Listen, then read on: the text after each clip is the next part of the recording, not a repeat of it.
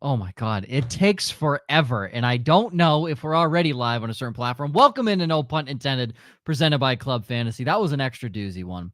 We are officially into our Look Inside series, and it's a little switched up. We're going to start with the Carolina Panthers, Houston Texans, and the Arizona Cardinals. So 2 of the 3 worst teams last year, and the 1 team that traded up with the worst team, the Chicago Bears. So we'll start with the Panthers, go right into the Texans, and then go into the Cardinals. We have the shittiest of the shit here, essentially, is this show. But there is actually some hope in fantasy football, and potentially some hope for at least the future of 2 of these teams. I don't know about the Cardinals, but at least the future of 2 of these teams. We're going to dive into it with Mr. Andrew Cooper from BSN Fantasy Alarm and Lightning Round Fantasy. And without further ado, let's get into it.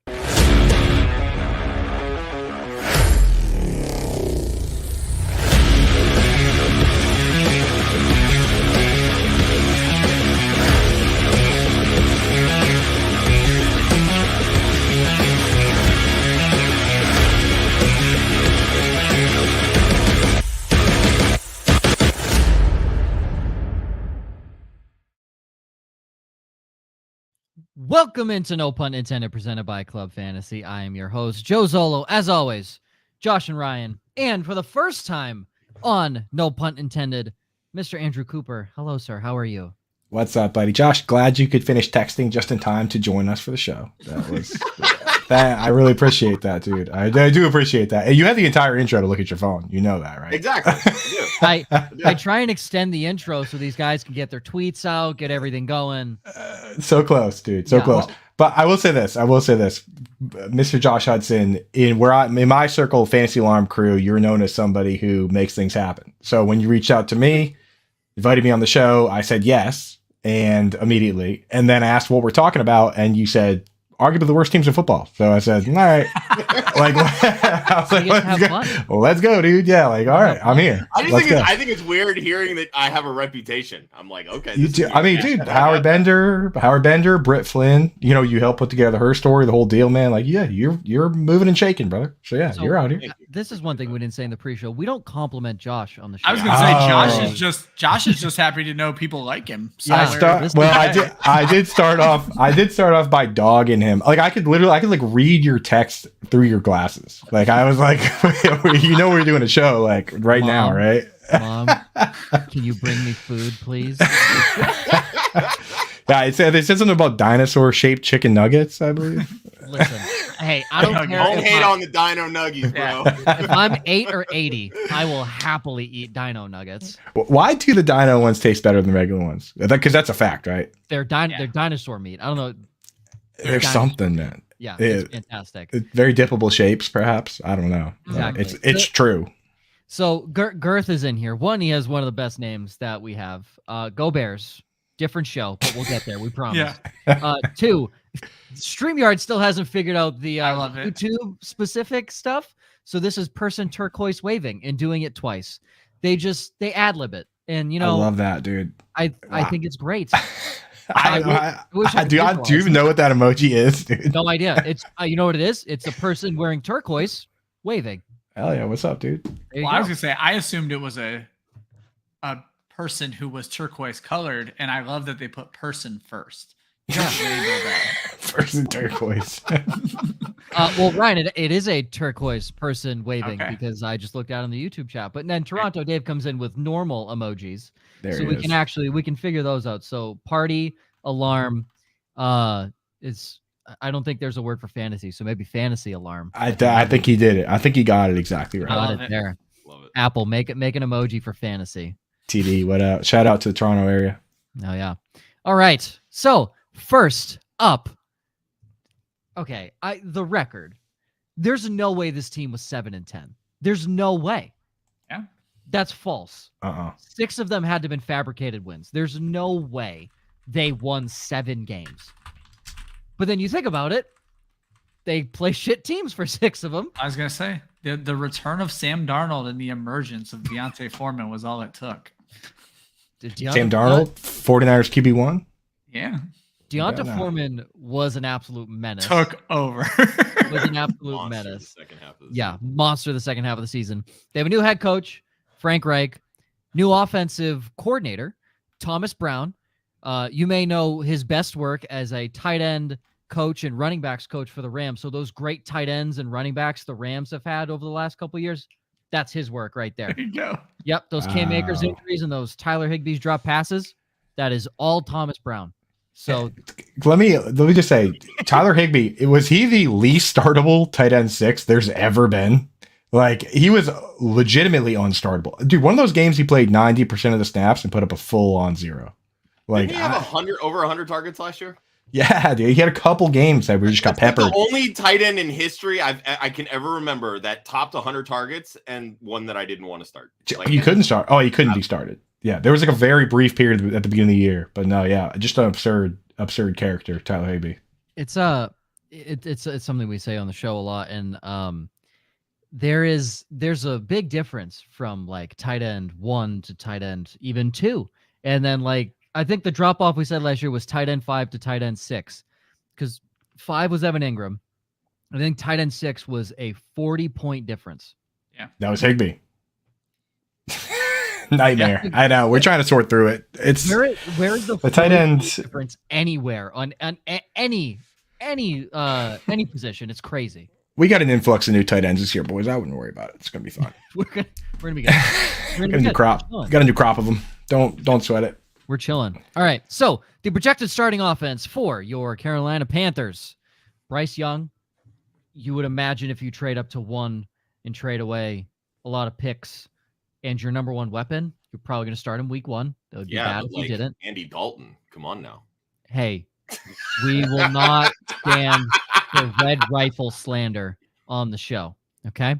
RB1, Miles Sanders. RB2, Chuba Hubbard. I mean, Chuba's been it's a good little 1-2 punch. It's not bad, but Miles Sanders will take the lion's share of the carries. He also might take the lion's share of the receptions in this offense. Wide receiver 1, Miles Sanders. Wide receiver 1, RB1, Miles Sanders, because their wide receiver 1 is 33-year-old Adam Thielen. 33, I believe. I was actually just gonna say, I see it in the chat that if anyone slanders Chuba Hubbard, I was actually just thinking bad Chuba thoughts, and boom, there's Linda. Well, here's the thing. I don't know the last time we've seen Linda in the chat, so you can't convince me that wasn't her Chuba Hubbard senses going on. She was making sure her Oklahoma State meter is running hot as always. So be careful now. Be careful now, boys. All right. Adam Thielen is your wide receiver 1. Oof. DJ Chark is your wide receiver 2. And Terrace Marshall is your wide receiver 3. And rookie Jonathan Mingo is your wide receiver 4. They're struggling. As it stands now in May. All right. Well, I'll tell you this right now. I'll tell you this. I actually kind of love that. I love the setup right now for best ball, because I just wrote an article. Shout out Fantasy Alarm. Go over, Google Andrew Cooper Fantasy Alarm. Follow me on Twitter. You'll find all that stuff. But I just wrote, it's called The Art of the Late Round Wide Receiver Dart Throws, the article I just wrote. Yep. And I went through changes in quarterback, changes in coach, changes in personnel. That's how we get uncertainty. So early on, we want certainty. We want highly consolidated targets among Jamar Chase, T. Higgins, exactly. Like Justin Jefferson. That's it. That's what we want. Later on, we want uncertainty. We want to be able to throw those darts. And this team already did that once. 2020, everyone was drafting DJ Moore, wide receiver 11. Robbie Anderson, wide receiver 64. Sorry, Chosen Anderson. Robbie with an IE, a Y, whatever he is now. That's whatever he was. He was going wide receiver 64. Curtis Samuel, wide receiver 65. They actually outscored him. And once again, we have new coach, new QB, all new wide receivers. The only guy that's been on the team is Terrace Marshall. So none of these guys are going the first 10 rounds of underdog best ball drafts. I'll take a stab on any of them. I don't even care. I really don't. Whoever's left or whoever I don't have to pay up for. If it gets to round 11, I will take my pick. But sometimes a guy will go early and I'll just sit back and say, oh, whatever. DJ Chark. Yeah, sure. I don't care. Jonathan Mingo. It doesn't matter to me. That's how you get that value. You can draft your whole team first, right? And then take whoever's there. So I love the uncertainty with this team from that standpoint. Obviously somebody has to be the Jaguars last year. Somebody has to be the Marvin Jones and the odd man out. But there's room for value there. I don't know. Marvin Jones is such a great example there, though, because it's what you're talking about for best ball and later in the season, because Marvin Jones was still popping off for that 70-yard touchdown game at the end of the season because everyone was ignoring him. So even though he was the odd man out of the offense, that's a great example still, because he's going to give you that one game here or there in best ball. And I'll tell you this. So in the article, I talked about that team because I used them as an example of the target competition. The Panthers were an example of everything. They're the easiest one. But Christian Kirk was wide receiver 40, finished wide receiver 12. Marvin Jones, wide receiver 63, finished wide receiver 56. So he actually did outperform ADP slightly. Yeah. Zay Jones, wide receiver 80, finished wide receiver 26. Yeah. Everett Ingram, my baby and my best friend, retweeted me once on Twitter. Tight end 22, finished tight end 5. So every one of those weapons, just because we sat here and made the faces Joe just made, every one of the faces he made while he's going through naming all those players, and we all sat here and did it too. We were like, just the fact that you can go, I don't know. There's value to be had, boys. There's value in them there hills. Here's the thing. I knew Zay Jones was going to be good. I don't know any of these. There it is. Okay? Hey, I can have Josh and Ryan back me up. I had Zay Jones. I was very high on Zay Jones. He was good anytime he didn't face a mediocre corner or better. If he did, then he was dust. Well, he plays in the AFC South, so mediocre corner. Jeff Okudah took him out behind the woodshed for like 2 catches on 7 targets. Sauce Gardner obviously vaporized him. But hey, as long as he's facing a non-corner, then he's amazing. As long as he's playing Trayvon Diggs and the Dallas Cowboys, we're fine. Dude, in best ball, he was awesome. Was awesome. Yeah. Tight end 1, Hayden Hurst. He might be like the most targeted or one of the more targeted. I love Hayden Hurst. I think Hayden Hurst is fantastic. He's all around great talent. But to the my guy section, all of you essentially put Miles Sanders. I don't know if anybody really wants to dive in far into the Miles Sanders thing. That's at this point, the name of the offense. Yeah, I'll point out one thing that he's going from a situation where he had the quarterback who had the second most carries inside the 5-yard line of any player, not quarterback of any player, behind only Jamal Williams. And that team was dead last in total targets to the running back. So that opportunity is there. I think his yards per carry goes down because, the RPO and all that, and the offensive line and the Super Bowl contending team. But I think that the fantasy production could come up. I'm not sure if anything else you guys love of that situation, but that's what I like. I think he's not going to get 20 targets again or whatever. Yeah, I was going to say you should see more passing game work. I was talking with Michael Sicoli, who just wrote our Miles Sanders article, and he said he didn't know what the value was going to be in that article because it was kind of like he's likely to be able to repeat what he did last year. But I said, when you look at how Sanders is being drafted, there is value in saying he could do what he did last year because it's absolutely true, but that's not how he's currently being drafted. Miles Sanders is still almost being drafted like a guy who told you not to draft him. We're still letting him fall down draft boards. So. He's currently RB18. Yeah. And going from 0 touchdowns in 2021 when he said, don't draft us, and everybody basically listened, we didn't draft him. And the prevailing thought was, it would be another committee approach with Philly, et cetera, et cetera. Then he goes out, leads the team, carries, basically sets career highs across the board. But what's killing him now this year is the lack of the targets. But when you look at this entire team, who else are they targeting? Adam Thielen's 33 years old. If I told you that Hayden Hurst was 30 years old, would you believe me? Yes. Most people don't realize that. Yeah, he was an old rookie. Yeah, he played baseball for the Pirates for a couple of years there. Yeah. DJ Chark has missed 19 games over the last 2 years. Reliable. The first 2 years of Miles Sanders' career, when he was actually being hyper targeted from a running back perspective in Philly, he had Deuce Staley as his running back coach. Guess who's his running back coach now in Carolina? Deuce Staley. This is a derivative of the offense that he ran in Philly with Doug Peterson. So there's a lot of room, in my opinion, for Sanders to blow past that RB18 ADP. So, and that's why. Oh, go ahead, Andrew. Go ahead. I was gonna say I have a hard time because I have a soft spot for Adam Thielen. Too many. Oh no, he scores too many touchdowns. Oh my God, no. Yeah, that's gonna be terrible. Twitter narrative ever. That's gonna be terrible in best ball, right? Oh no, not again. And then it's DJ Chark on paper, like the paper tiger, right? Like he's crazy 40 time, he's tall. He's still only like 26, 27, like right at the beginning of at technical age apex for the position.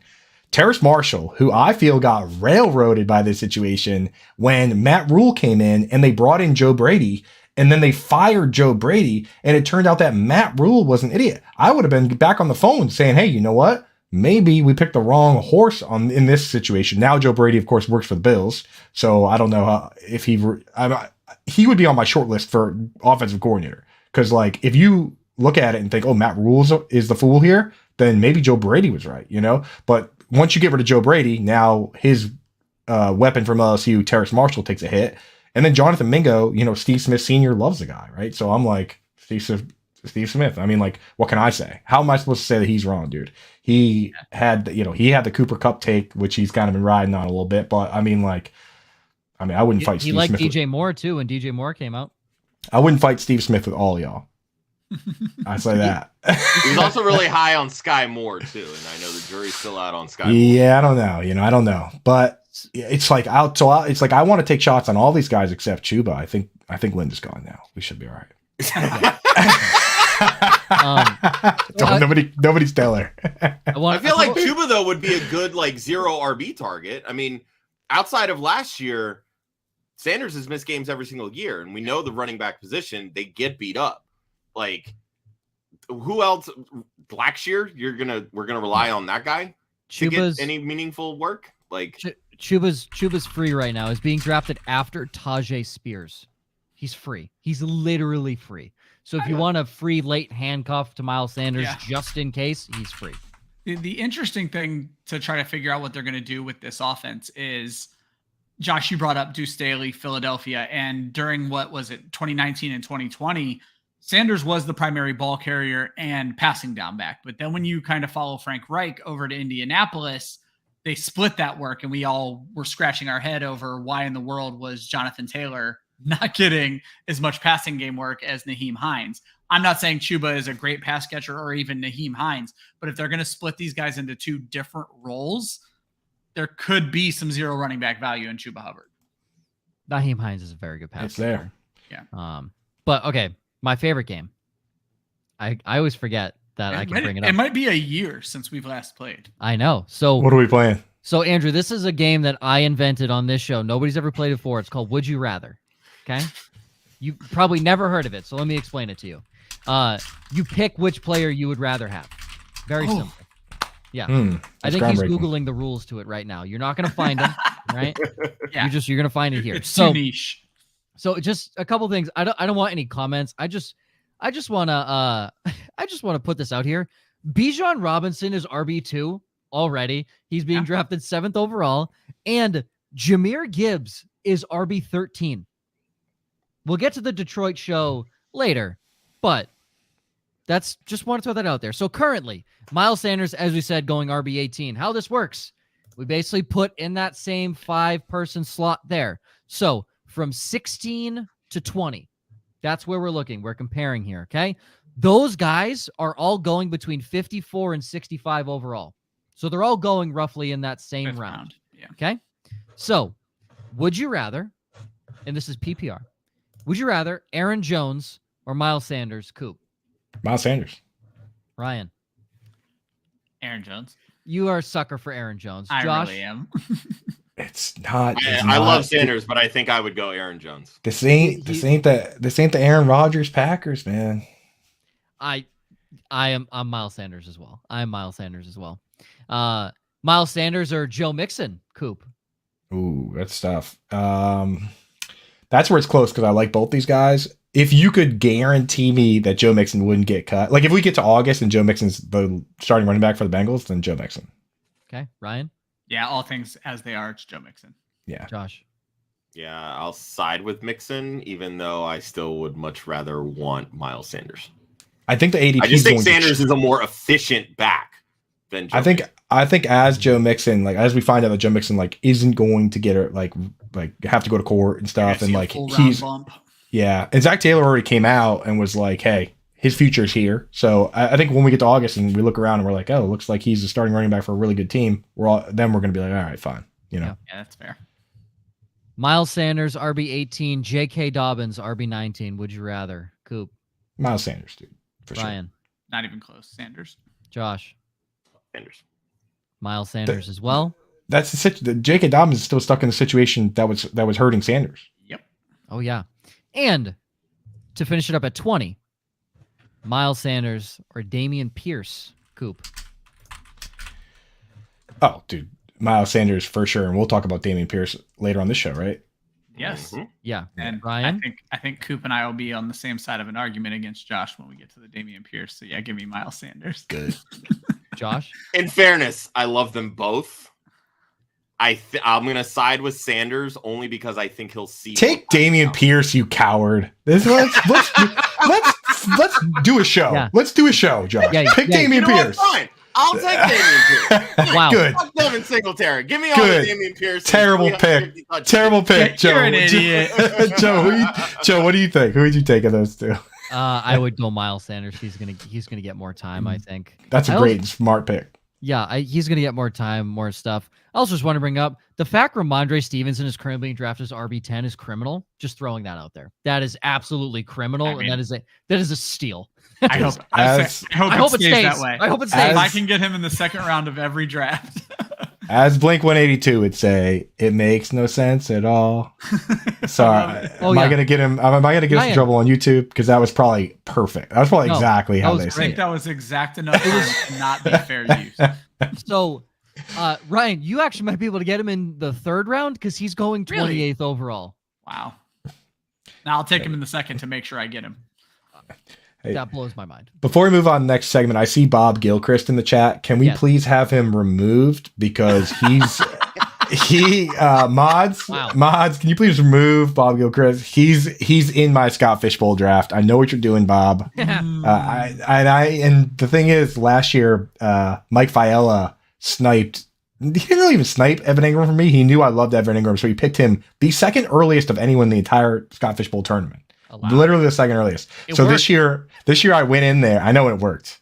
This year I went in there because I wrote all those articles, dude. Like, and he didn't even have rankings, dude. He literally just held a beer in his hand and made picks the entire downside of content creation. Somebody is bound to snipe you of your guy. Yeah. Trust me, it happened to me at my Scott Fishbowl draft. I tell my friends not to listen to my show. So this year I waited till he signed up and I picked a spot directly next to his, which happens to be in the same draft with Bob and a bunch of I'm not gonna. There's no chance I win this draft, but neither is Bob, and no chance I win the whole thing, but neither is Bob, and neither is Mike, and that's what matters to me. That's all that matters. Yeah. That's all that matters. So, Bob, to answer your question, round one.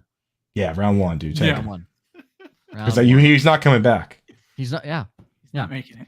A couple things from me. Sleeper Adam Thielen, fucking wide receiver 60. He's free. Free. Coop talked about the late round dart throws. Might as well put it to a guy that scores touchdowns. So he's free. Too many touchdowns. And they believe in him. They gave him a 3-year deal, right? That's and he said that he had other offers to go other places. He said, I think he might have known what quarterback they were taking when he signed that deal. You would think, but I mean, I guess if I was his age and someone offered me a 3-year deal, I'd say this is the spot. We're winning. And if somebody offered me a 4-year deal, I would have been like, yep. This is the Cardinals. This is our year, The place I wanted to be. Exactly, dude. That was like Von Miller's 6-year, $128 million deal at 32. Yeah. What? Also, my IDP player of note, it's Brian Burns. Jeremy Chin might bounce back. Just Brian Burns is fucking ridiculous. Go with Brian Burns, please. He's absurd. We don't like him in New England because he was mean to our quarterback. Very mean to our quarterback. Who was being a baby. Our quarterback was being a baby, but still, you can't call him a baby. No, our quarterback is a bitch, and I need Bailey Zappi. Okay? You can't. Only we can say that, though. You don't say that. No, we say that. Coop and I have earned the right to call Mac Jones a bitch. Okay, yeah, you don't say that. I say that. The right. I just love it. I would say I just love that Joe has been campaigning that this should be Bailey Zappi's job. Yes. I was at the game. I was at the Bears game where we were all chanting Zappy after the first 3 drives of Mac Jones. We're like, we're fucking done. Zappy. Bill O'Brien's gonna fix it all. No big deal. If he doesn't, I better see the fucking Hilltopper in week 4 slinging the rock to Tyquan Thornton. That's what I want to watch on Sundays. Toronto Dave loves the Bailey Zappi meme, so I know he's for it. He always sends that Simpsons Zap meme, so I know TD's in. Before we move on to the Texans, tight end talk with Coop. Hayden Hurst kind of touched on it a little bit, but should people care? Should people not care? What are your thoughts? Yeah, so Hayden Hurst, first I want to say great dude, great guy. He actually, with baseball, he ended up getting the yips, and he's had a couple things like from that standpoint of like stress, mental health. He does a lot for mental health, right? Yeah. When it comes to, so got to get that out of the way. Hayden Hurst, good guy, right? So with tight end, we look for three things, but yeah, you don't start with that if you're not going to. But the thing is, we look for three things. We look for tight ends. We look for scheme, talent, scheme, and opportunity. The opportunity is potentially there. We talked about how we don't know how the target's going to shake out. And if he's a top 2 target on the team, the rest doesn't really matter. Talent wise, though, he doesn't really have the speed. He doesn't have, he got drafted in the same draft as Mark Andrews, and it became clear who is more talented, right? Same team, same draft. And he went first, actually. He went the first round. Mark Andrews went the third. Yep. Then he went to the Falcons. Same thing. He had Kyle Pitts talent issue there. With the Bengals, obviously he's not going to be a top 2 target with those guys, right? I worry about the other two things. I worry about the talent to a certain degree. I think he has enough talent, though, that the targets could be there if they want to throw to him. But Frank Reich, with his scheme, he loves using multiple tight ends, right? He loves splitting it up. Jack Doyle and Mo Alley Cox and Kylan Granson and Trey Burton and whoever. He just likes using like a mishmash of different tight ends. So I could see a world where Hayden Hurst doesn't play every snap. Ian Thomas is a blocking tight end, and Tommy Tremble, he's kind of like a hybrid fullback. Like my comp for him was like a discount Chris Cooley type guy, So the original comp I had, now I forget, I had this guy that was like the exact same type guy that played for the Bengals, and then he played for the Dolphins, but the name escapes me. But it's that type player where he's like a true H-back, right? And when you have a bunch of different guys like that, it worries me that he's not going to play a full snap share. But I think, worth a dart throw once you run out of guys. Once you get to the list of guys that have no chance of being a top 2 or even 3 target on their team, I'm taking Hayden Hurst. So there is a world where I take him. It's hard for me to be like, yeah, he's the dude, If it was a more athletic, honestly, better pass catching tight end in that spot, then I'd be easier to rally for him. My biggest issue with Hurst, 9.7 yards. Oh, who just said Stephen Carter? Dude, that's the guy. Stephen Carter? What a pull! Stephen Carter was my comp for Tommy Tremble. So very sorry to talk over you, dude, but no one said Stephen Carter on the internet in like 3 years since I first said that. So Ryan dropping the Stephen Carter. This is a home run for SEO right here, baby. SEO, yeah. Anybody searching Stephen Carter, this is going to come up as the first time it's mentioned since I said it on Twitter 2 years ago. So good job, dude. For the 7 people Googling Stephen Carter. So really. 2 of them are Stephen Carter and like his uncle. Yeah, trying to figure out why he's being talked about. Here we go.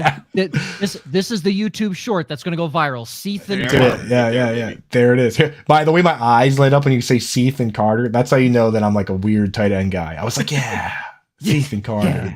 Yeah. That's it. Let's go. Yeah. Okay.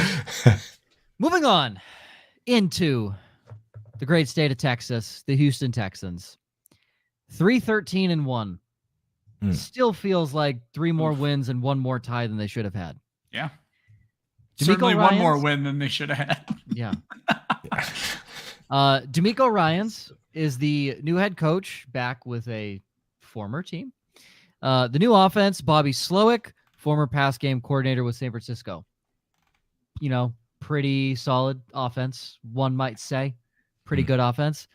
So, the projected starting offense. Quarterback 1, CJ Stroud. We'll see. Running back 1, Dameon Pierce. Running back 2, Devin Singletary comes over from Buffalo. We'll get to that fist fight in a sec. See, there's teams where you look at, wow, like the Panthers have a bad receiver room. And then you look at the Texans. And then you look at the Titans in like 3 weeks when we get to that show. Nico Collins is your wide receiver 1. We will not, no John Mechie slander on the show. None. John Mechie, wide receiver 2. Obviously, jury's out. Robert Woods, whatever's left of him, wide receiver 3. Tank Dell, wide receiver 4, and probably the best pass catcher on the team, tight end 1, Dalton Schultz. It's not we just talk about opportunity with the Panthers. Throw a dart at a wall with 4 headshots, and that's the guy you draft, because there is no way anyone or their mother knows what the hell is going to happen here with that passing game. So that's going to be very interesting. And what's going to be even more interesting is the virtual fist fight that's about to happen between Dameon Pierce and Devin Singletary. So I'm not the biggest Devin Singletary guy either. Coop, I would like to hear your side, because you watch Devin Singletary for 8 games a year as a Patriots fan. I'm not here to defend Dameon Pierce by any means, but is there something you saw with Devin Singletary that you were like, wow, he is good? Because I never saw that. No. Well, here's the thing. Good. Here's the thing. And what I'm going to do here is maybe we should let Josh go first before I just rug pull. I might just go full 8 Mile and just hit all his points first. Go ahead, Josh. Well, I'll tell you right now, though, that Dameon Pierce, excellent runner. He's a phenomenal runner. All the stats as far as expected yards and yards after contact and yards per carry, all those are excellent. And on the other side, he was graded out as one of the very worst pass blocking running backs in the league. It was 124th per Pro Football Focus. For those keeping track at home, there are 32 teams. So if you're 124, then you're not even in the conversation as some of the best options. And for those that say Pro Football Focus doesn't matter, which to a certain degree you can say that. You can say that. You can say that, Joe. You mentioned Bobby Slowick. He worked at Pro Football Focus for 3 years. He's the offensive coordinator for that team. So I think of all the people, he probably has a pretty. Currently retracting his statement. I'm just saying that to some people it doesn't matter. To some people it doesn't matter. To Bobby Slowick, he probably has an idea what's going on over there, right? And so you look at Devin Singletary, what he does, he was top 5, 6. If you include the playoff games, he was top 5. If you don't, he was 6th in routes run for a running back last year, right? He's a solid player in that aspect of the game. And as we know from research from some of the fantasy greats like Scott Barrett, that even in standard, a target is worth more than the carry. Not a reception, but a target is worth more than the carry.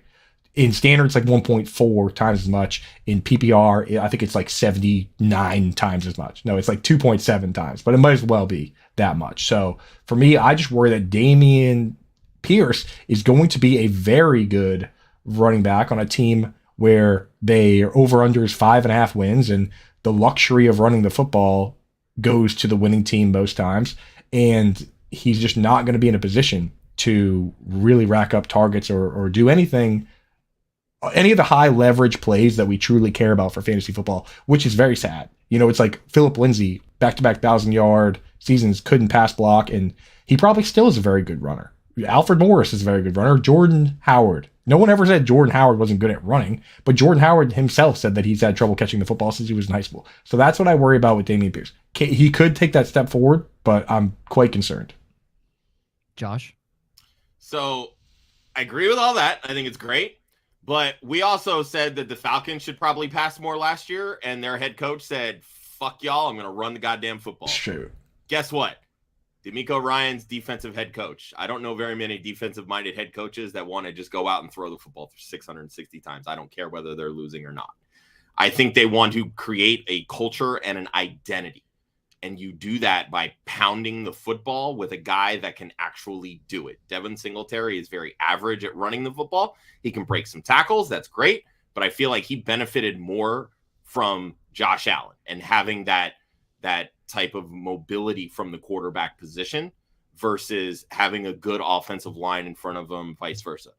Pierce, terrible offensive line in front of him last year, averaged 4.3 yards per carry, 4th in the league in forced missed tackles. They've upgraded that offensive line with Shaq Mason, new contract for Laramie Tunzel, invest the 2nd-round pick in a center. You have former 1st-round pick Kenyon Green, former 1st-round pick Titus Howard. They've invested in this offensive line. I don't think Howard's very good. Let me rephrase that. But there's opportunity there for that line to gel and get better with a new scheme. Yeah. I'll tell you this. Shanahan runs the football. I'll tell you this right now, dude. With their center they drafted, anytime you could take a guy named Juice Scruggs, right? You do it. That's right. Juice Scruggs, dude. Like if I had known before the draft, when he got drafted, I was like, I'm sorry, what? Like if I had known his nickname was Juice, or is like they actually call him Juice, like that's what he wants to be called. Yeah. If I had known that, he would have been way higher in my rankings. My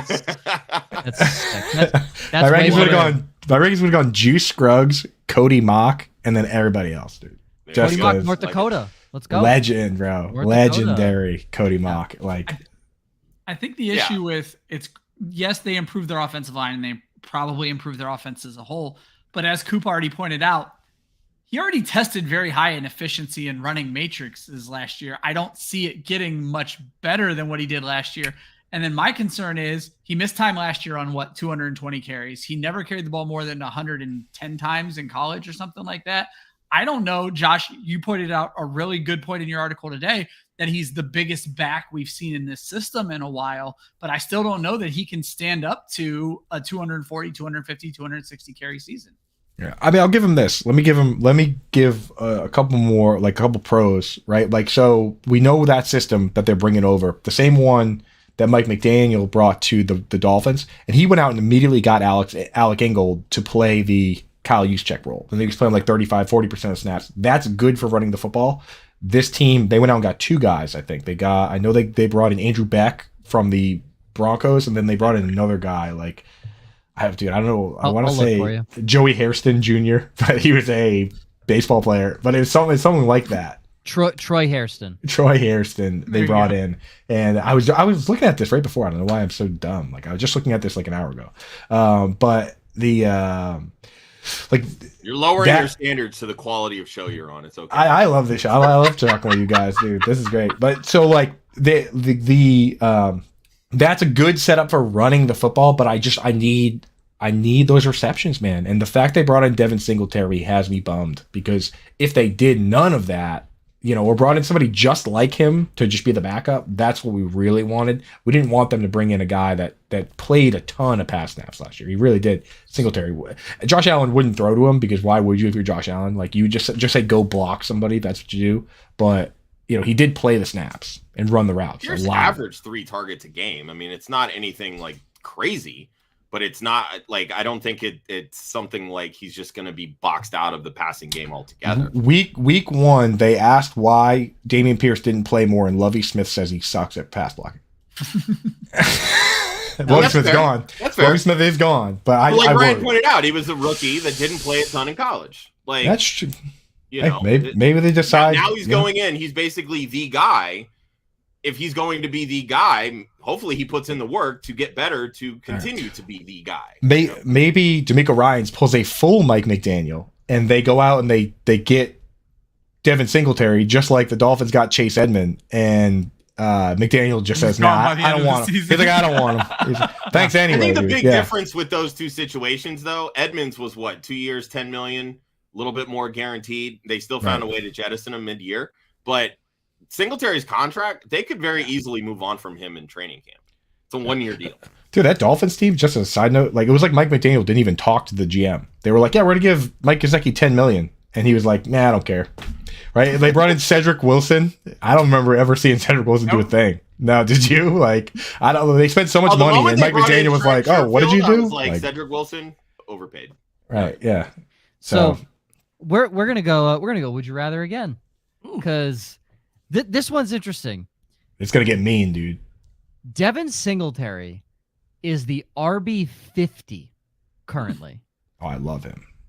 RB50. Okay? So I'm going to go 48, 49, 51, 52. These guys are being drafted 155th to 169th overall. Nice.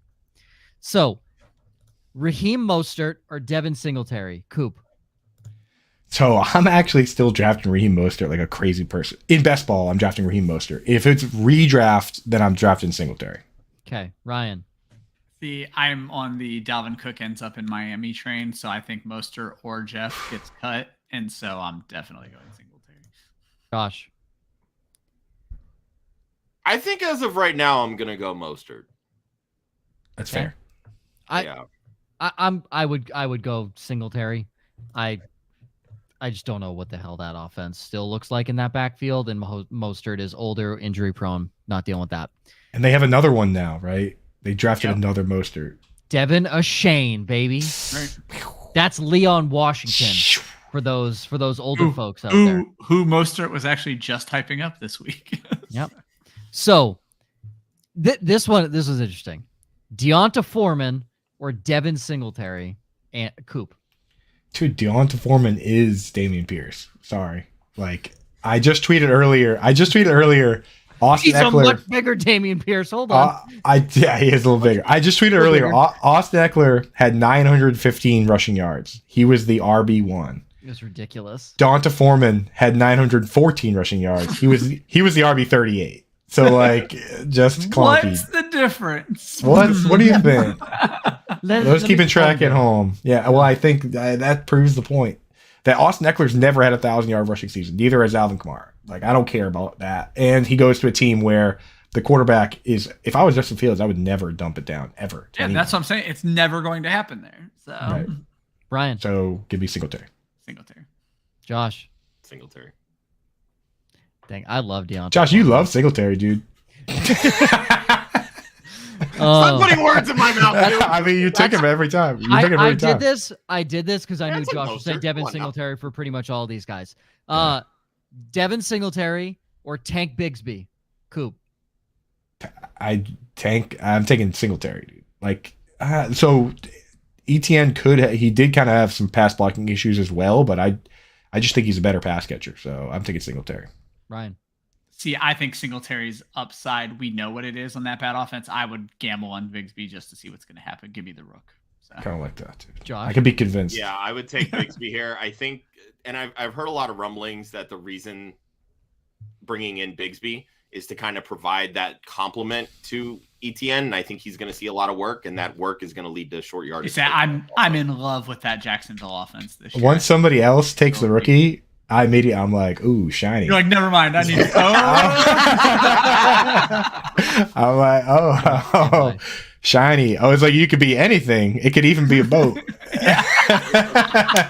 He could even be Devin Singletary. He could even be Devin Singletary, dude. He could even be like a career, like a 5-year professional football player. Oh, yeah. All right. Sleeper in Ryan's my guy is John Mechie. So Ryan obviously did research on this. So Ryan, go ahead. Well, it's not so much research as like who's not rooting for John Mechie, plain and simple, as we've all talked about. But I mean, like, even aside from the he's going to go ahead and beat cancer, they're already talking about he's been a full participant, and it's a perfect storm of a team. Going back to what Coop said, it's a perfect storm of a team needing a wide receiver. And when you look at this roster, he's the most talented wide receiver by far. He just has to beat cancer.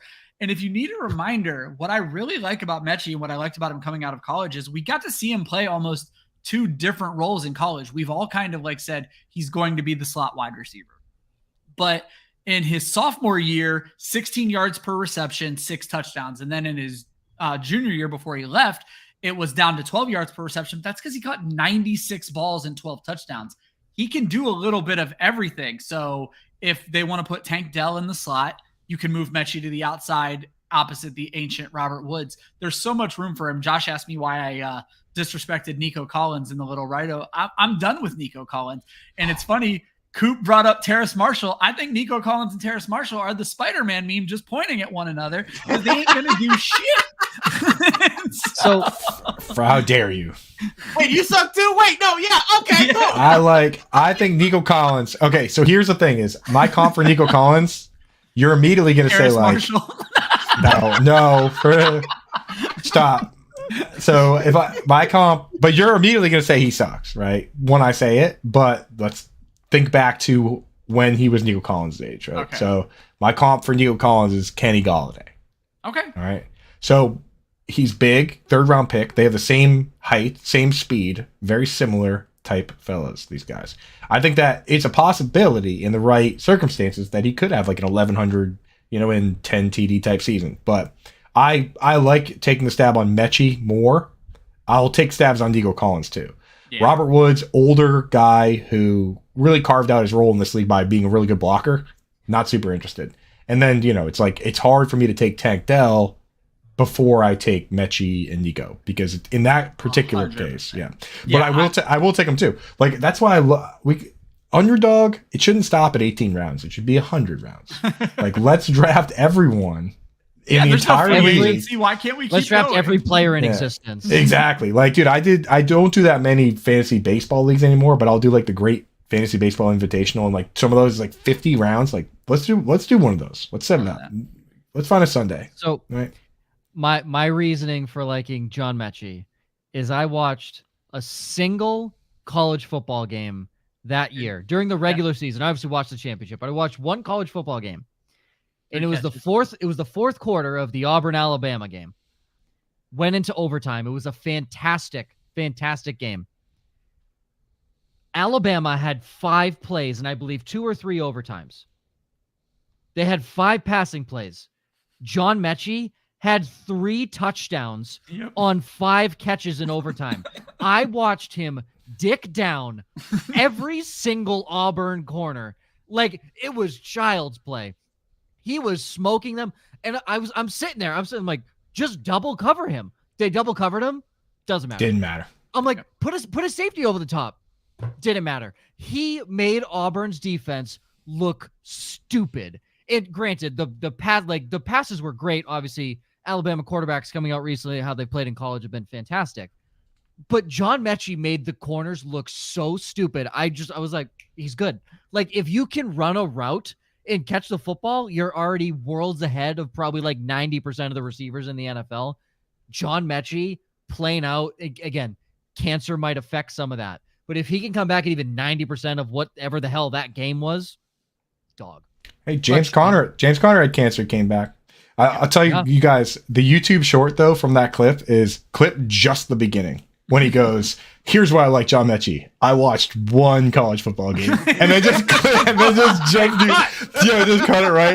right there, and then cut to us being like laughing. One game. Because after that, you did a beautiful explanation of why that mattered. But I just thought if you just cut just that one part, that'd be such a good clip. I watched. That's all. It'd be like title it all of fantasy Twitter. I watched one college football game. Here's all of fantasy football Twitter. I watched one college football game. Hey, that may or may not come up with my sleeper for the Arizona Cardinals. That may or may not come up. At least you're watching, though. At least you're watching, though. I already know. You already know.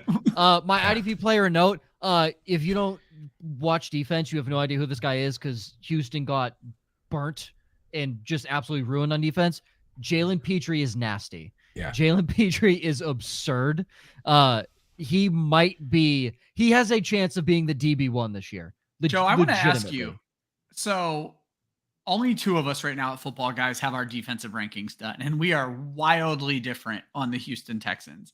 And when you look at what they've done coaching-wise and personnel-wise, I think Houston could be a very good fantasy defense this year. And so when team defense. So when I initially statted them out, sacks, points allowed, everything, they came in as my defense 10, and the other guy has them ranked as the defense 32, dead last.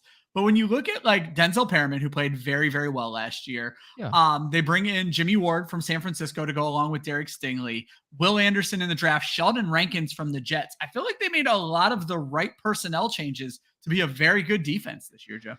Yeah, so Corey Littleton is dog shit, so that kind of hurts them. Steven Nelson, I'm not the biggest fan of. They have Jimmy Ward listed at strong safety.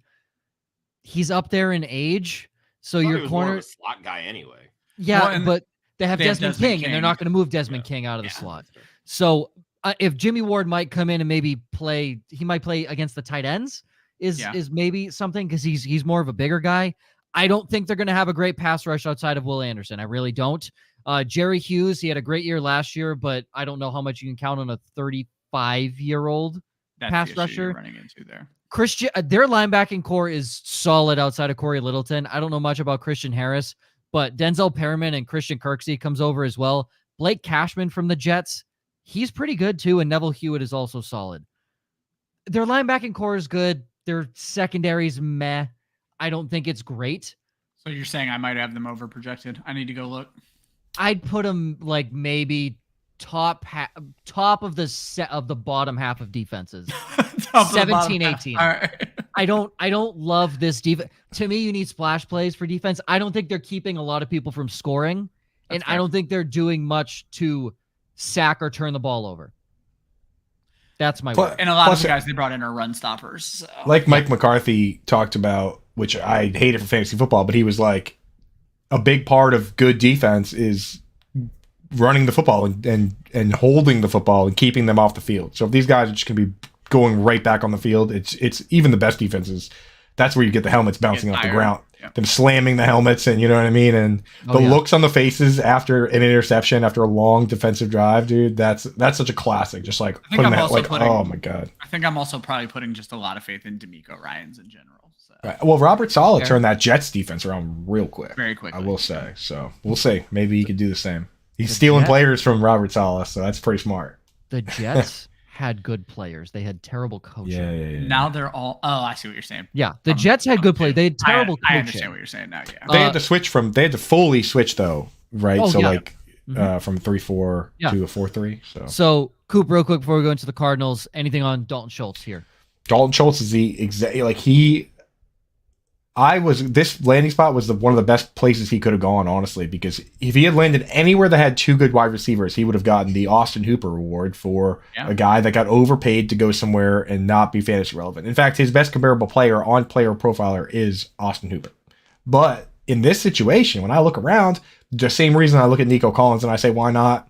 I look at Dalton Schultz and I say, why not? So if his ADP gets up into the top 12, then I'll say, nah. But just the possibility that he could be a top 2 target on the team, those are the conditions we need. So 100%. I'm actually in. I didn't think in a million years, because I was kind of out on Dalton Schultz most of the way, unless guys were injured. Then I was like, well, you gotta add him, like Michael Gallup or whatever. But now I'm like, you know what? Why not? That's what we have to say after the top 12. We stop saying why, we start saying why not. Basically, how I likened it, Coop, when I was doing my write up on Schultz was he has the same kind of floor that he had in Dallas. You could see a very similar situation to what he is last year, but he probably lost some of that upside just because you're not expecting the team in general to score that many touchdowns. So. Now, the only thing that probably capping his ceiling is that team wants to use a two-way tight end, just like the 49ers East, known as the Dolphins, did not want to use Mike Gesicki. They use Durham Smythe. That's how badly they wanted a two-way tight end. He will have to block a decent amount, just like George Kittle. So could hurt the upside, but I mean the guy is probably squarely going to be a back-end tight end 1, which sometimes that's all you need in this role. Okay. So next team, Arizona Cardinals, final team. Last year's record 4-13. New head coach, Jonathan Gannon, former DC of the Philadelphia Eagles. New offense, Drew Petzing, former quarterback coach with Cleveland. So, the great quarterback play that Cleveland has seen. That guy. Hooray. Projected starting offense. Kyler Murray, maybe. Who knows? Potentially. But if not, Colt fucking McCoy. For one game he's good. The game you can't prepare for him. But if he starts week 1, then you prepare all off season. So that kind of sucks. But, Colt McCoy is good for one game. How about that? Best name in football. Oh, it's a great name. Name. Besides Juice Scruggs, but it's just it's a good cowboy football. It's like a good, heartland football name. Colt McCoy.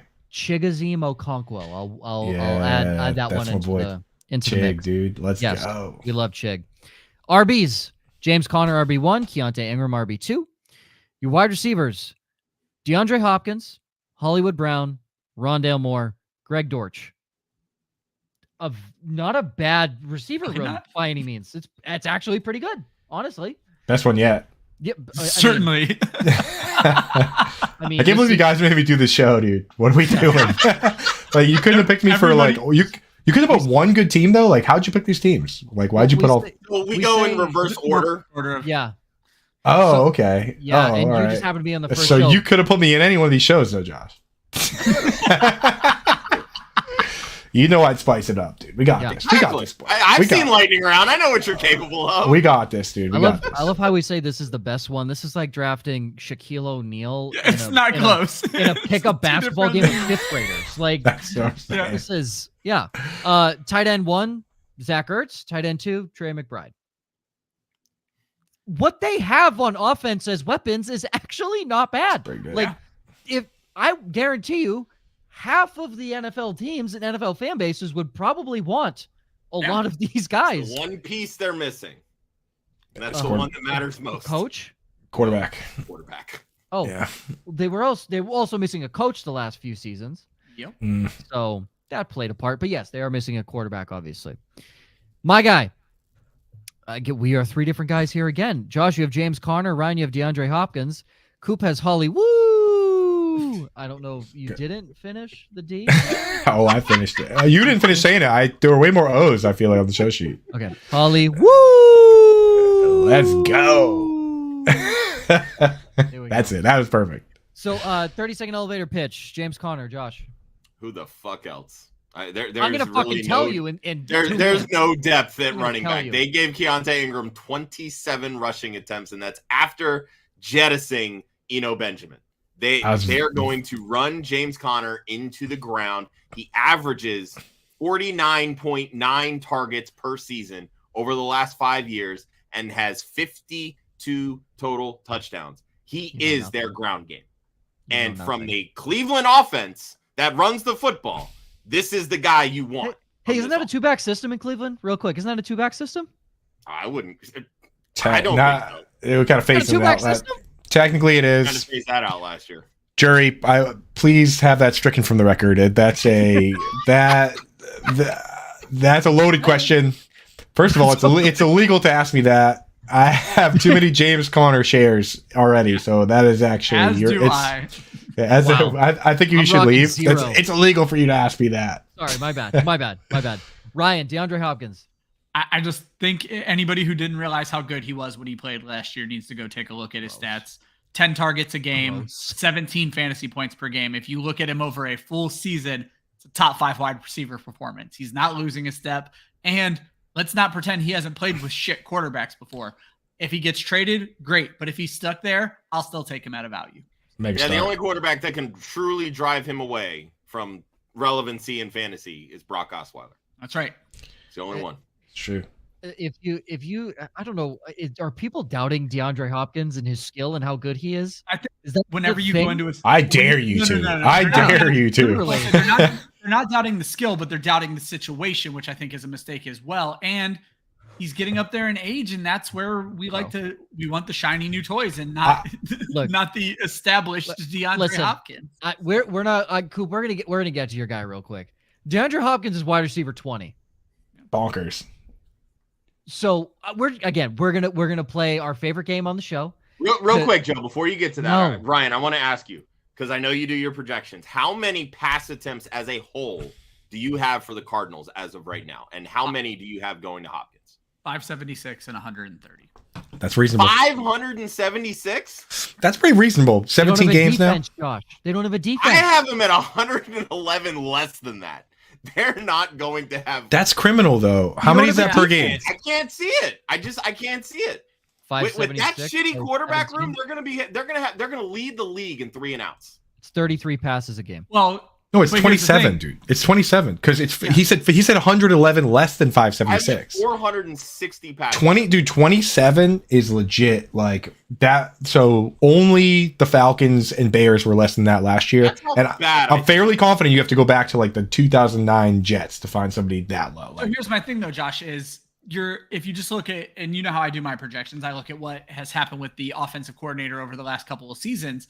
Cleveland didn't have an ideal quarterback situation, passed the ball 520 and 540 times. I don't think Arizona has the run game to sustain being able to force the run the way Cleveland did. So I think you're naturally going to see more passes.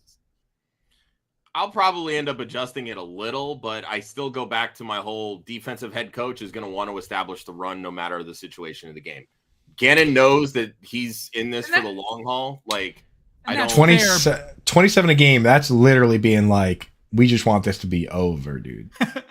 Yeah, So my thing is though, if you go into you're going from Kingsbury, who was like top 3 in total plays in offense, to a team that's going to like they're just going to bleed the clock. That's what I think is ultimately going to happen. Let's do the let's do the game. Let's play the game, and then I'll talk. Mine kind of leans into this. My reason I like Hollywood. So why don't let's play the game here. I'm going to give you all guys being drafted in the 4th round in a 10-team league right now. So 40 through 48 overall is where we're going, which is wide receiver 19 to wide receiver 25. The reason I'm doing this, I'm going the full round here.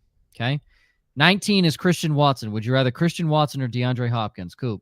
Hopkins. Ryan. Who? Duck. Hopkins. Josh. D-Hop. Hopkins. It's like not even a question. Hopkins, wide receiver 20. Keenan Allen, wide receiver 21. Oh, no. Just move on. I kind of love Keenan Allen, bro. Question. I kind of love Keenan Allen. This was stricken from the record. The right answer is Keenan Allen. The right answer is Keenan Allen. So last year, over the last 8 games, when he got back from injury, he was the wide receiver 2 over those games. Yeah, behind only Justin Jefferson.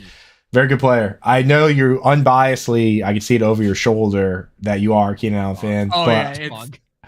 I do love him, man. And dude, the GM came out and said he's not going anywhere. He's our Andre Reed. He named another player that played with the Chargers till he was 38 years old. So I was like, okay, like I'm in. So I am taking Keenan Allen.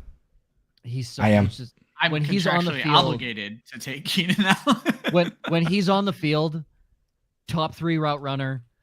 I haven't seen a guy that can cover. Here's the thing, Joe. I don't think it's a coincidence, and Coop, you may draft like we do, and maybe that's why you're in on this too. Joe, I don't think it's a coincidence that you and I love Keenan Allen the way we do. Joe and I are people who start our drafts with 3 running backs, or for me, it's Travis Kelce and 2 running backs. Keenan Allen is our wide receiver 1 every damn year in the 4th round, and we're so happy about it. So the thing is about like best ball and dynasty is I love having him because it's like he got hurt and I just started somebody else because in Dynasty my teams are stacked. So like I don't care. And then I just put him in my lineup and won my league. So I'm not that worried about it. And dude, so I found the guy's name, the guy that he's our Charlie Joyner. That's what he called him. Yeah. Charlie Joyner joined the Chargers at the age of 29. And then he played till he was 39. So he joined the team around Keenan Allen's age and played for another decade. So when he says he's our Charlie Joyner, I think he's planning on having Keenan Allen around for a little while. I agree. Hell yeah, baby. All right. D-Hop or Mike Williams? Coop. In just a regular redraft league, I'm taking D-Hop in any league. Yep. So we just always do redraft just to make it easy. Yeah. Okay. Good. Ryan. I just got best ball like for brains these days. Hopkins. It's disgusting. Yeah, it's that draft season. Hopkins. I know. D-Hop or Jerry Jeudy? Coop. Hopkins. Ryan. Hopkins. Josh. I mean, you guys know how much I do not like Jerry Jeudy. Yeah, I was gonna say this isn't even a question. This is an easy one for me. I'm worried. I wonder what they're doing over there. They bring in all these blocking tight ends and fullbacks and stuff, and then they kept all the wide receivers. They didn't trade any of them like we thought. It's just like too many guys, too many players to have on the field at one time. Yeah, somebody has to. D-Hop or DJ Moore? Coop. D-Hop. Ryan. Josh. Let's go up. Let's move upward. Let's see if let's find the line. Let's find the line real quick. Go up the board? Okay, yeah. Let's find the line. Okay, so Christian Watson was above him at 19. Amari Cooper or DeAndre Hopkins? Coop. Okay, so I actually do take Amari Cooper in that situation. Okay, Ryan. I am down on Cooper. Give me Hopkins. Josh. I think I would go Cooper here. I would lean more. I would lean DeAndre Hopkins. Yeah, we might be at the line. Well, like we're kind of there. Let's do one more. Calvin Ridley or DeAndre Hopkins? Coop. So that's right. I do take Hopkins though. I've been John and Pemba, the editor at Fantasy Alarm. He's like swaying me on Calvin Ridley against my will, which I don't like, but I will. I've accepted. I've moved Calvin Ridley up a little bit personally. Did you see Devontae Adams just rated Calvin Ridley as I know. top 5, but he listed 7 guys? That was crazy, and he didn't have Cooper Kupp in there. I was like, yeah, what? That he should be in there somewhere. Ryan. Hopkins. Josh. Ridley for me. I'm all wow. this year. You're I think doing Ridley it. is going to pop this year.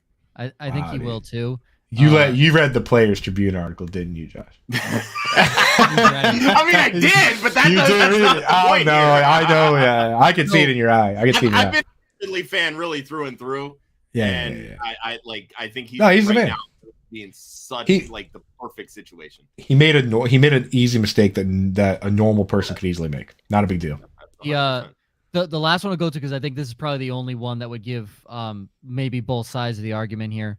After this, I think it's pretty much everybody else over D-Hop. Debo or DeAndre Hopkins, Coop. Oh man, that's tough, man. I think I'm taking Hopkins still. I'm very worried about who's going to be quarterback and how the targets can be distributed there. Ryan. Could not have said it better myself. Yeah. Josh. D-Hop. I like Ayuk better anyway. So. Yeah, and that's why we're bringing it up. Everybody else after that going up from 15.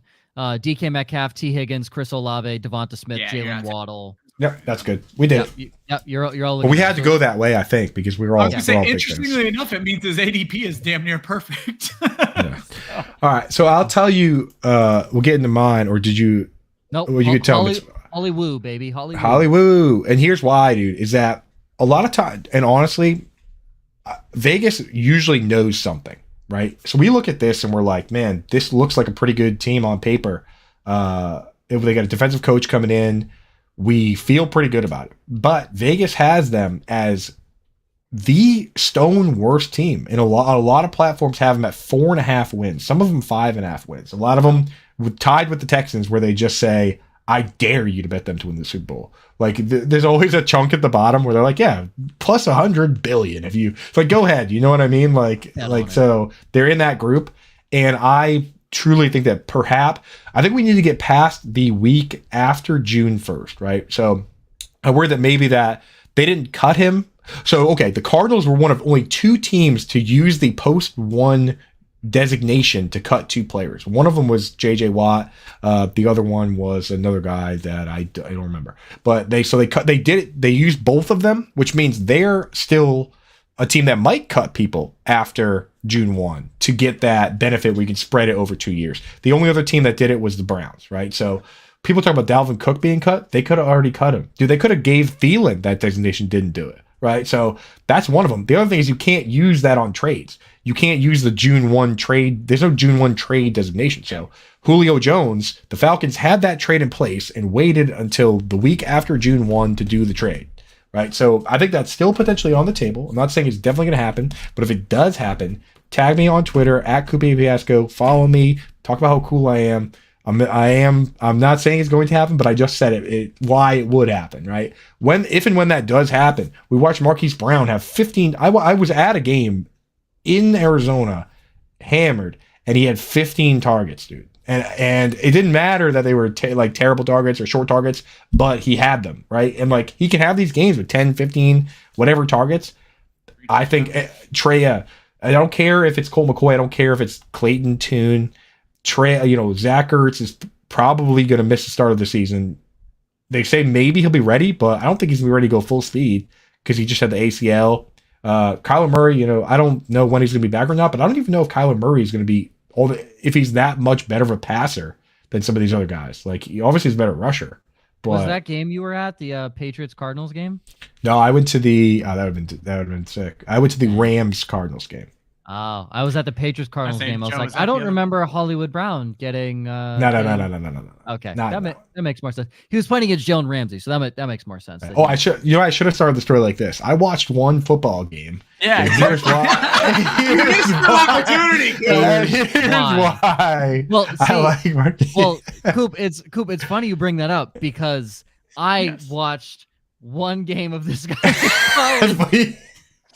Dude, please let's start making that a meme, dude. I watched one game, dude. So I watched one game of Keontae Ingram, and it was in person. We were there in 2021. Went to see the Patriots play the Chargers at SoFi. Unbelievable stadium if you ever get the chance to go. But my dad was like, "Oh shit, USC's playing. Let's go to the Coliseum and watch USC Arizona." What awful football was played on that day from Arizona, but 2 guys I got to see and fell in love with immediately. Drake London, he got injured in that game, but he ran 2 slant patterns, and I was like, okay, this dude can run routes. And he was big. And then the second guy was Keontae Ingram. There was something about his game that felt NFL ready. He's not per se the largest human on the face of the planet, but he is very quick in and out of his cuts and can make people miss a lot. He is not James Conner will run through you. Keontae Ingram makes you miss. And I like the make you miss guys more than the run through you guys. We just happen to have Ramondre Stevenson who does both. So that's just the best of both worlds as a Patriots fan. Keontae Ingram is currently free. He's the RB 77. He's free. And he has one guy ahead of him who has been injured in the past and is up there in age for a running back with a lot of tread. Keontae Ingram is free. I was using I'd probably be a millionaire right now if he was any good last year, because I was using every last pick of my best ball drafts on him. You know what I mean? Like if he got to play Arizona University, you know, like if he got to play the Wildcats 16 games a year. If you got to play the Wildcats, dude, if you got to play, you know, the Aztecs even, I would be so rich, dude. I would not be on the show right now. We're talking like the area he's in is Malik Davis, Eric Gray. Anybody know who he plays for? Yes. The Giants. Yes. Eric Gray, Travion Williams, Zonovan Knight, and Isaiah Spiller. That's the area that Keontae Ingram is going in. Great. There's some names in there. Yeah. Zonovan Knight. Do you want to? I don't think you want to play that game. I watched one game. Well, here's the thing. Zonovan Knight, I like. Zonovan Knight, I like. But he's kind of dust now because they got a million guys. Yeah. Why they draft Izzy? Yeah. He's buried. So you're talking of everybody here. Malik Davis has two guys to go through at this point. Eric Gray, Deuce Vaughn. I'm sorry, Deuce Vaughn is the RB. Oh, okay. I'm like, who are we? I don't know. Are we Rojo fans all no. of a sudden? No, we've never been Rojo fans, Ryan. You're on the show every week. Eric Gray, no one's taking carries from Barkley. No.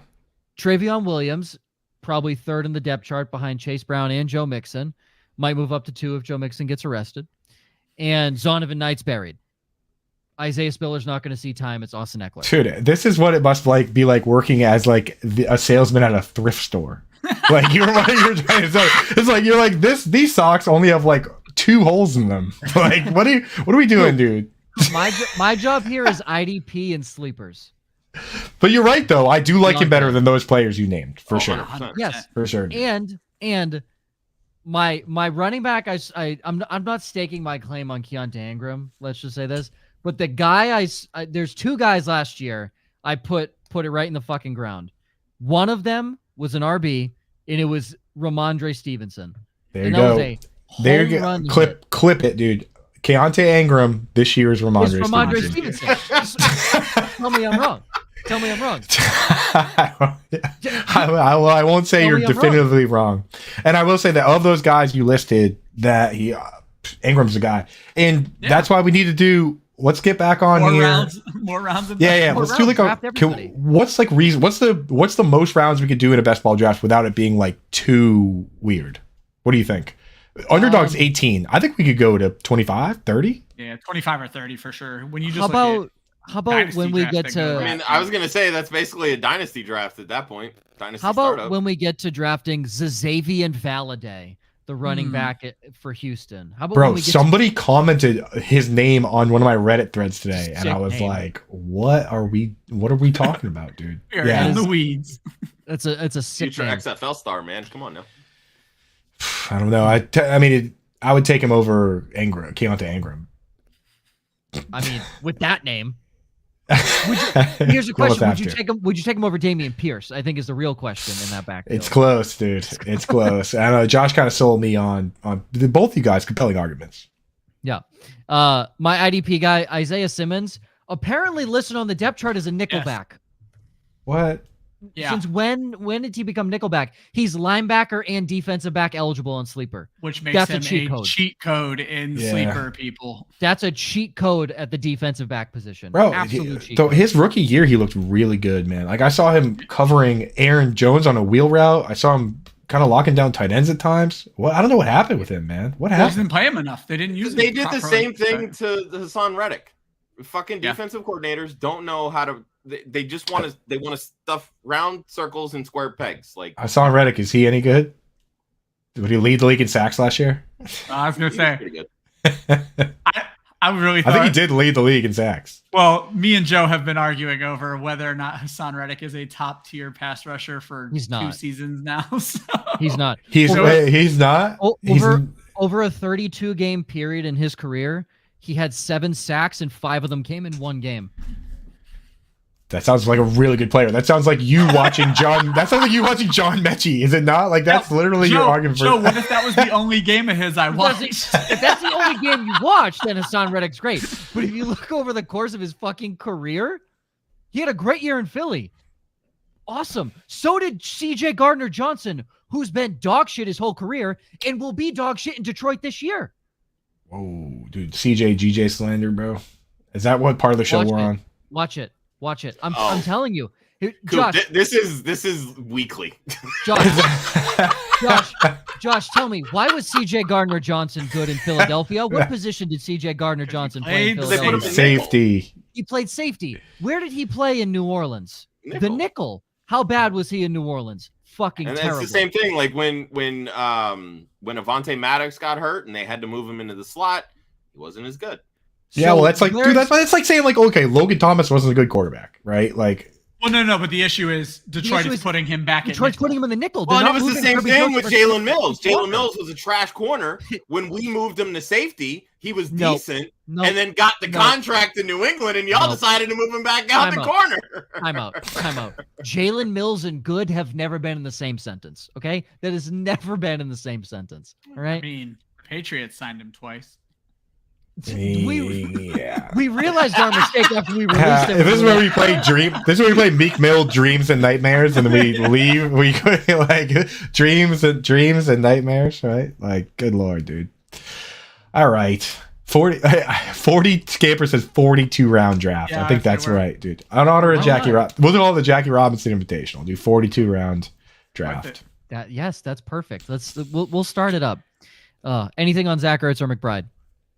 So I think Ertz could easily be a candidate to get traded as well if he comes back and he's healthy. Oh, yeah. The thing is, though, like, because I like McBride long term in Dynasty, I think he's the answer. But the familiarity with Jonathan Gannon and Zach Ertz, part of that says to me one of two things: he's either going to be a featured part of this team, or there's going to be a situation where he can be candid with the player and say, "Hey, we are kind of doing a bridge year. Yeah. Where do you want to go?" Right. So like, I think it could go either way with guys like that, veterans like that. We've seen these guys be very honest. Like Dominic Sue was like, "Yeah, I'm playing football this year, but I'm not doing training camp." Right. Yep. Like, for the Patriots, when we brought in Chris Jones, he was just like, I just care about, I just want to win a championship. Like, I don't care about, the money. So it's like, sometimes you get to that point. I think Zach Ertz probably at that point where Jonathan Gannon is going to be fully honest with the situation. I think the first tight end injury we hear Zach Ertz's name mentioned. Very good. Oh, yeah. Well, speaking of injury, I mean, how recovered do we think Zach Ertz is from this knee injury? People say he's going to be ready to play, but it seems crazy to me. It seems unnecessary, right? Like, it'd be nuts to be like, for him to not be fully 100% and put out there because they know they're not going to win, dude. Yeah. Yep. I'll tell you one last thing on this team that I'm doing in a lot of my Dynasty Superflex leagues is I'm just taking Clayton Tune with a last pick or just throwing him with a last roster spot and seeing if he's going to play the first game and be the starter. Yep. It's the idea of the scratch ticket versus the lottery ticket. Lottery tickets are guys that like count to Ingram where you pick them and you hold on to them for like 5 years and then they never play and then you drop them. Like the lotto ticket, you find out the answer right away. So we're going to find out week 1. If he's not the starter, if he's not the backup week 1, we just drop him. So I kind of like that idea because we're going to want to add people anyway. So my very last bench spot, I try to keep it as somebody where it's like week 1, I'm going to drop this guy or I'll know that he's all right, So that's my guy, Clayton Tune. I don't know. Honestly, couldn't tell you much about him besides that, just that narrative. You didn't watch one game of him in college? I'll admit I did not watch one game, dude. Yeah, there's a few of those guys out there where it's like people are like, yeah, like Zach Kuntz. I'm like, yeah, he's got a good RAS score, but I didn't watch a lot of Old Dominion games. I got to admit to you. Like, I don't even know where to find him. I don't even know how to go about watching it if I wanted to. Old Dominion. All right. That's it, folks. Coop, thanks for joining, man. Hope you had fun and enjoyed. One more time, where can everybody get your stuff, find you? Yeah. Find me on Twitter at Coop Fiasco. I tweet and retweet everything that I write, but these days that's all on Fantasy Alarm. You can follow Fantasy Alarm YouTube, become a member of Fantasy Alarm. We're doing best ball drafts in the Discord. Also, as Josh knows, we're doing some stuff with Bettor Sports Network. We're teamed up with them. It's kind of like a interactive video version of SiriusXM. A lot of fun, man. Like, so just find my stuff over there. But easiest way, follow me on Twitter. Everything I do, I blast it out into the Twitter sphere. Boom. Yeah, if anybody needs a quick link to the Fantasy Alarm, if you're on the Club Fantasy YouTube page, just scroll down to where it says Club VIPs and just click on Fantasy Alarm. There you go. Boom. Write-ups on Miles Sanders, Damian Pierce are up. Marquise Brown still to come. 3 new previews each week. The content train has officially left the station. Wow, Josh. That was cute. Yeah. That was cute. Beautiful. Poetic. Upcoming shows, consistent shows. Market Like It's Hot Mondays, 11 a.m. Eastern. Herstory in the making, also on the Bettor Sports Network every other Tuesday. Correct me if I'm wrong on that, Josh. So we'll be back on 6/6. We just had the latest episode yesterday with that was a good one. Lisa Ann. Real Lisa Ann. Yeah. Easily one of the biggest guests we've ever had on any Club Fantasy Women of Fantasy show. Yeah. Who's Your Caddy? Tuesdays at 9:30 p.m. Eastern. Go win some fucking money playing golf because they're pretty good at it. So Dynasty After Party Sundays 9:30 p.m. Eastern, and then all of Josh. You want me to go through and read the timestamps you have in here as well? Oh, shut up! You want to rewatch Those are this? my notes. For Josh, Coop, Ryan, myself, you can follow Club Fantasy on Facebook, Twitter, and Instagram at Club Fantasy FFL. The URL is clubfantasyffl.com. Always remember, defense wins championships, offense wins fantasy football. We will see you next week.